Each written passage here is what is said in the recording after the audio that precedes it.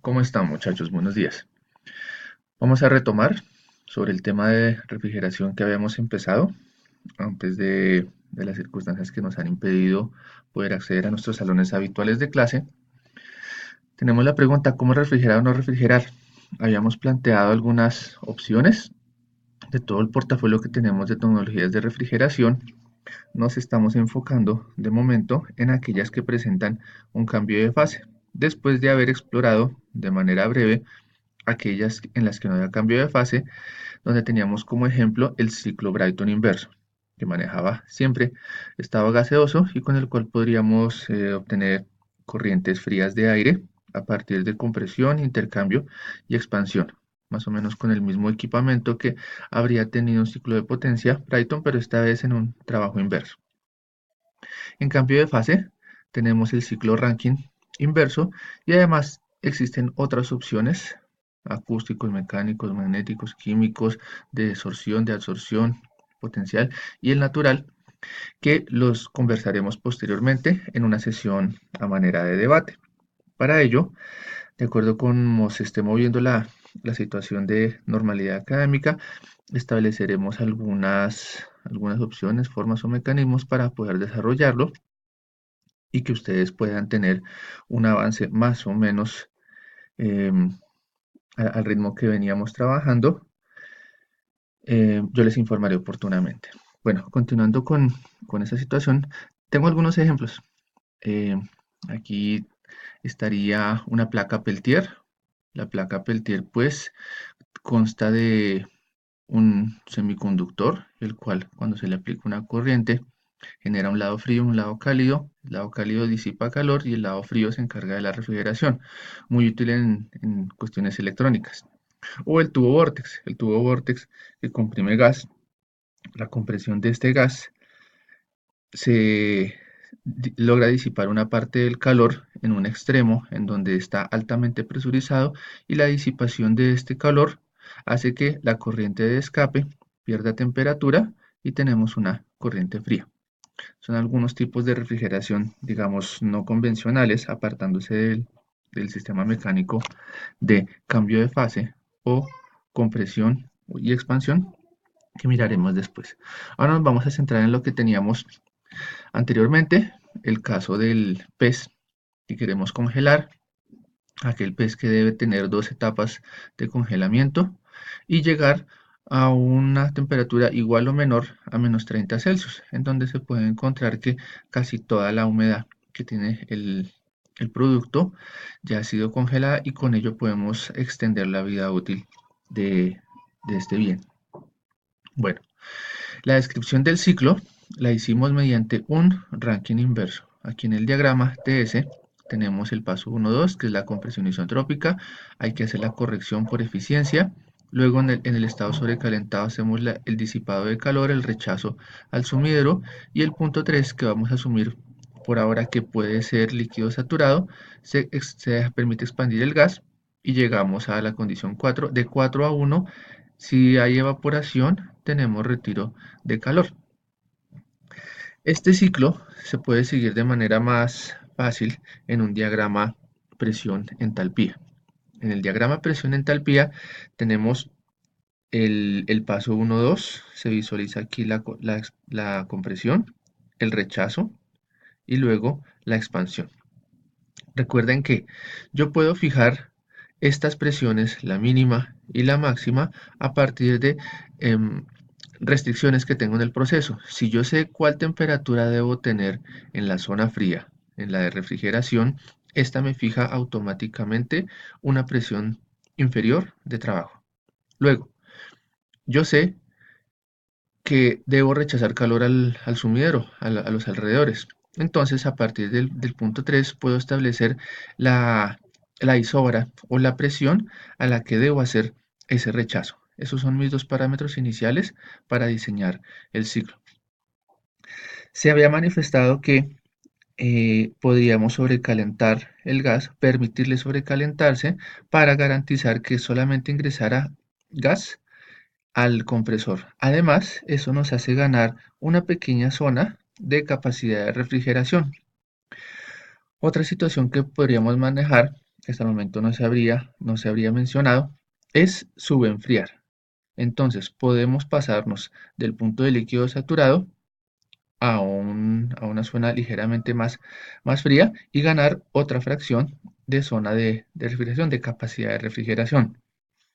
¿Cómo lo vamos a hacer? Con regeneración. Existe la posibilidad de que este material frío preenfría la corriente que está a punto de expandirse. En la última sesión que logramos trabajar, este ciclo con refrigerante 410 nos dio el mejor desempeño comparado con el refrigerante 134A y hubo un desempeño, un COP de 1,19. Cuando establecimos que los alrededores tendrían una temperatura de 22 Celsius eh, y el recinto de enfriar más o menos menos 35, si no estoy mal, se fijaron estas presiones como mínima 109 y la máxima 2538 kilopascales. Y también habíamos calculado el trabajo que se debía ingresar y el calor que se podía retirar. Si ustedes desean eh, repasar el modo, el algoritmo para trabajo, les sugeriría este sitio, el que dejo, en el que hay un detalle paso a paso de cómo calcular un ciclo simple de refrigeración. Aunque confío en que los apuntes que desarrollamos en esa sesión son suficientes para repasar lo que acabo de mencionar. Continuemos. Luego viene la división del ciclo en cascada. ¿Por qué lo hacemos? Si miramos el diagrama, la trayectoria 5, 6, 7, 8 correspondería a las condiciones que dejamos como rechazo de calor al sumidero y la expansión súbita nos dejaría más o menos en la zona que está mostrando el cursor. Al dividir el ciclo en dos componentes, ¿qué hacemos? Transferimos el calor que trae este ciclo y se lo transferimos a otro, disminuimos la relación de compresiones y ah, hacemos que la zona de refrigeración se mueva hacia la izquierda. Al moverse hacia la izquierda, por acción de menor relación de compresión del ciclo inferior, estamos ganando esta zona de refrigeración. Cada vez que nos movamos un poco más a la izquierda, aumentaremos la capacidad de refrigeración. Aquí está esquematizado como si fueran ciclos separados, pero para hacerlo un poco más visible, tengo este otro esquema superpuesto en donde vemos que si bien podríamos trabajar un solo material refrigerante, existe la posibilidad, y de hecho se va a hacer, de tener dos materiales refrigerantes. La pregunta es, ¿quién debe estar en qué sección? Que fue la pregunta que intentamos resolver. En clase logramos hacer este desarrollo. Como ya teníamos las soluciones para el 134, esta vez trabajamos con el refrigerante 410A, que tenía mejor desempeño. Partimos de un referente, el ciclo simple logra un desempeño COP de 1,19. Dejamos fijas las condiciones en la zona fría para el ciclo que trabaja la menor presión y menores temperaturas. Dejamos fija la zona más cálida para el ciclo que trabajaba la zona de rechazo. En el medio tuvimos un intercambiador. Establecimos las temperaturas con el mismo criterio que se establece un ciclo simple, dejando una diferencia de más o menos 20 Celsius en el intercambiador para poder utilizar la expresión de relaciones de flujos, calores específicos y diferencias de temperaturas con una base de cálculo. Si tuviéramos 1 kilogramo de refrigerante circulando por el ciclo inferior, ¿qué cantidad circularía por el ciclo superior? Cuando tenemos el mismo material, se cancelan los calores específicos y obtenemos el flujo másico que hay en el segundo. Si cambiamos el refrigerante por otro, debemos establecer este valor y despejarlo. Para nuestro caso, manteniendo un único refrigerante en ambos bucles, el desempeño se eleva a 1,45. Bueno, esto es bastante interesante en función de la cantidad de dinero, potencia y trabajo que se puede economizar. ¿Cuántos ciclos podríamos poner en cascada? Hasta el momento se sugirieron 3.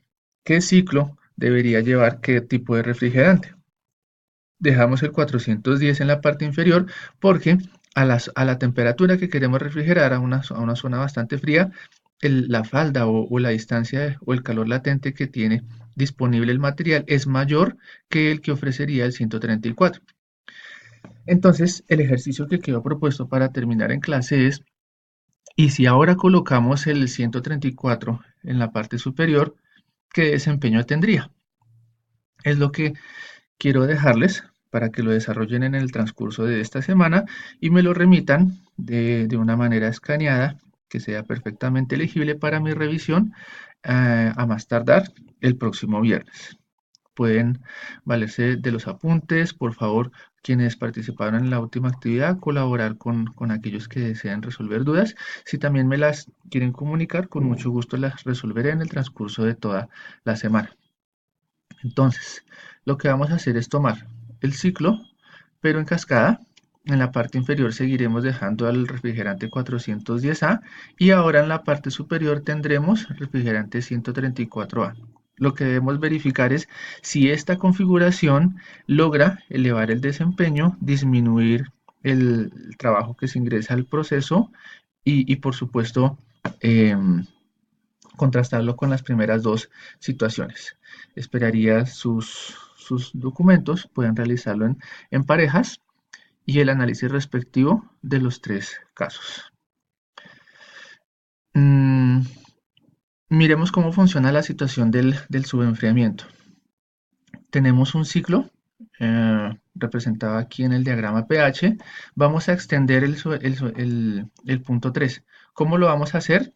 Antes de que ocurra la expansión, vamos a conectar esta corriente mediante un intercambiador con el flujo que recién acaba de salir del evaporador. Cuando hacemos eso, ¿qué ocurre? La zona fría, que viene del punto 1, entrará en contacto con la zona cálida, que viene del punto 3. Entonces, hay una regeneración de calor.